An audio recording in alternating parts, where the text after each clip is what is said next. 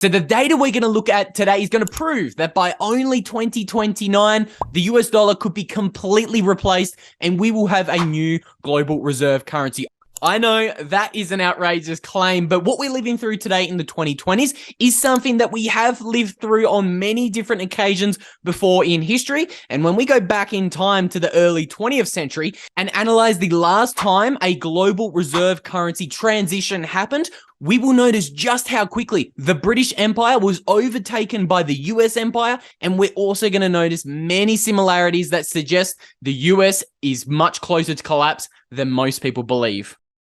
Let's look at the last time that we saw a global reserve currency transition, and that was 100 years ago when the US Empire overtook the British Empire. And we can see here by this really cool little video that the transition actually happened a lot faster than most people remember it to be, okay? In 1917, the amount of US dollars around the world in the reserves of other central banks was 0.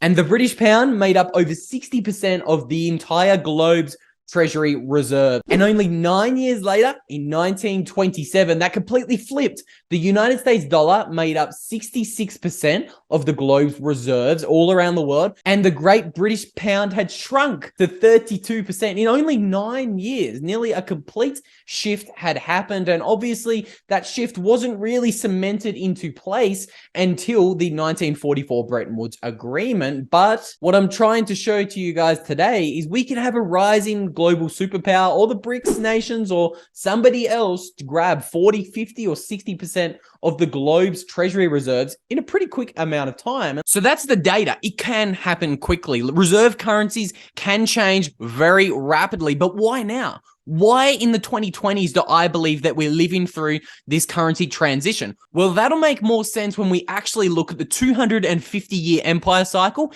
and the average length of these global reserve currencies. So let's begin to unpack this one by looking at this thing called the 250-year empire cycle. So Dalio was really interested in looking at what causes an empire to rise and become the global dominant hegemon, but subsequently, what also causes that empire to decline. And he went through hundreds of years of research looking at the Ottoman Empire, the Russian Empire, Japanese, Indian, French, Spanish, German, Dutch, British, Chinese, and the US Empire. I think you guys get the picture. This guy's a little bit of a bookworm, and he showed that these empires go through typically 250 years of rise and then around 50 years of decline. And in Dalio's phenomenal book, he paints China as the rising global hegemon, and the United States is currently in a period of decline. And the reason he believes the United States is in a period of decline is because the US is suffering from the three big things that he thinks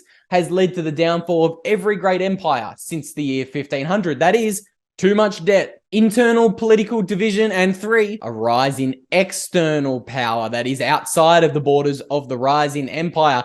And Dalio also notes that number 1, the too much debt and the exorbitant money printing is typically what has led to the rest of the world dumping that reserve currency that the empire typically holds, okay? During all of these empire cycles, the empire normally holds the global reserve currency. It makes trade easier, makes trade more efficient. The people have to use the US dollars to buy the oil that you force the Middle East to price that precious oil in. Of course, in our most recent video, we showed how all of that is changing and the petrodollar system is breaking down. So naturally, a lot of people are saying, hey, you know, things are looking pretty turbulent in the US. We've got 50-year high inflation and they've held that reserve currency for 100 years. So historically speaking, we're due for a shift in the reserve currency. And this brings me to the most important part of today's video that I wanted to discuss with you guys, and that is time frames. Most people will agree, okay, the US is over indebted. They're going to lose the reserve currency one day, but it's probably decades away.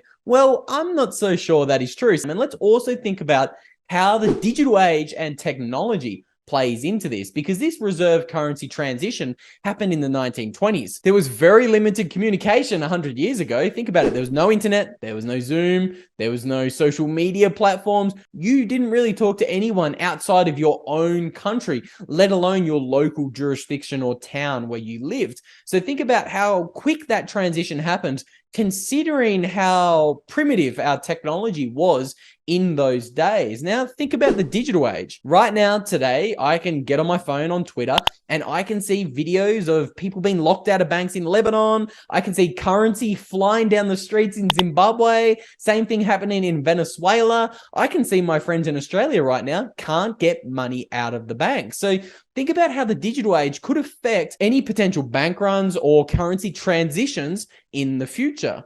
So it's safe to say that I believe the internet is going to actually affect this 250-year empire cycle, and technology is going to also affect all of the other cycles that we're watching unwind today. Of course, we're talking about the 90-year fourth turning cycle, 250-year revolutionary cycle, 50-year tech cycle, 80-year long-term debt cycle, and something we've never seen before in human history, and that is the digitization of society. We are entering this digital age, and digital technology is going to affect all of those cycles. If you're interested in that topic, I've written an article on that one, which will be linked in the description of today's video. Now, we're going to talk a little bit more about how I believe the digital age is going to completely change this global reserve currency transition that we are living through today. I want to first actually talk about what I think is the most important red flag or indicator that we're watching going on today in 2023 that is indicating that the battle for the next reserve currency is going to heat up a little bit, okay? Jerome Powell came out last week and he said, look,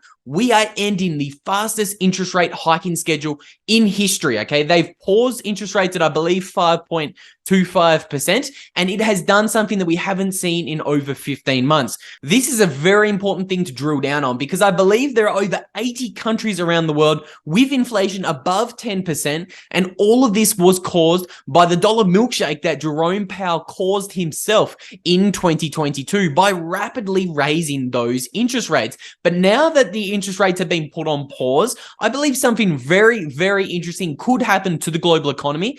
I actually recorded a video on this yesterday, and if you want to learn a little bit more about why I believe this announcement by Jerome Powell is going to be so impactful for the global economy, but also for Bitcoin, I recommend you check out the video that I recorded on that topic right there. And with all that said, I'll see you guys in the next video.